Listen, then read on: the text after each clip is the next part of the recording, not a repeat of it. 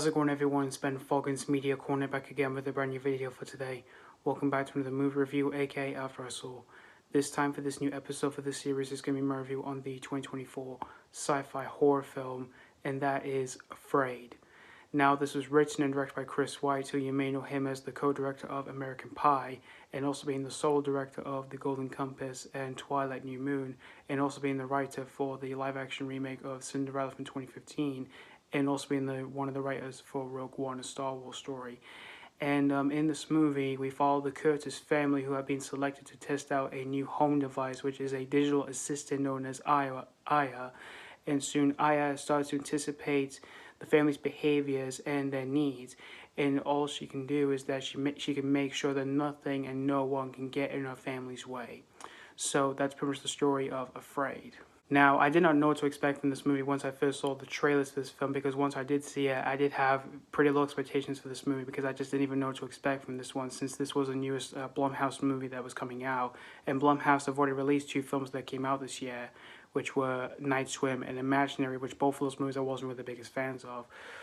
And even when I first saw the trailer for this movie, it honestly reminded me of another Blumhouse film that did something like this before, which was, of course, a movie from last year, which was Megan, which I had a blast that movie last year, in which that movie was about a talking robot dancing doll. But as for this movie, this one involves like sort of like a Alexa device, but a bit more different and all that. And this film came out on the 30th of August, which I did see this on opening day, but there wasn't that many people, unfortunately, for this movie, for the screen that I was in for this one. For this movie. And after seeing this whole movie here, unfortunately, I would have to say this is another Blumhouse film that I wasn't really a fan of here, because I overall found this film to be pretty lazy here, unfortunately. Although the concept for the film I actually kind of found was unique, where it has the idea of where AI can be used in the future, as well as how it can take over the world, which I did like that, since AI has been used in most recent years here. And I even like the setup as well, which I actually kind of found that pretty interesting. But the overall presentation for the film I felt was pretty lazy, and yet very rushed as well, because the film is very short. It's an hour and 25 minutes long, which I was really surprised. And we don't really get much movies that has that run times anymore.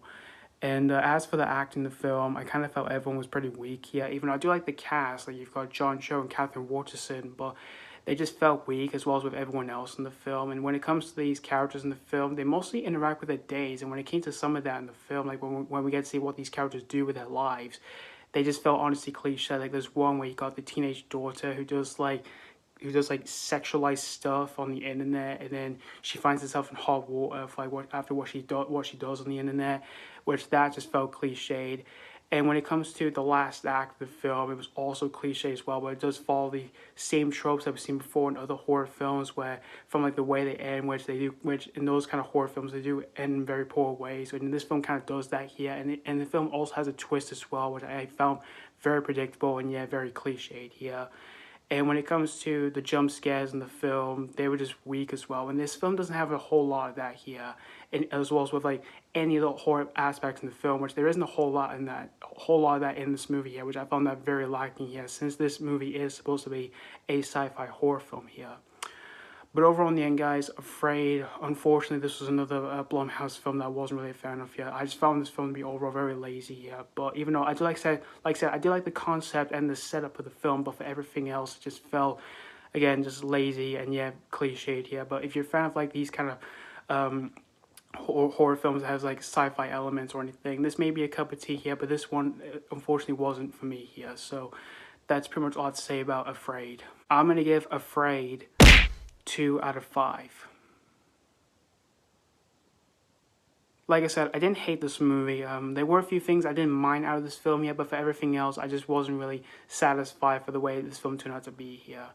So yeah, thank you guys so much for watching for my AfrAId review on AfrAId, and let me know what you think of this movie if you have seen this already, or if you just recently checked this out. Did you have fun with this, or was this not your cup of tea?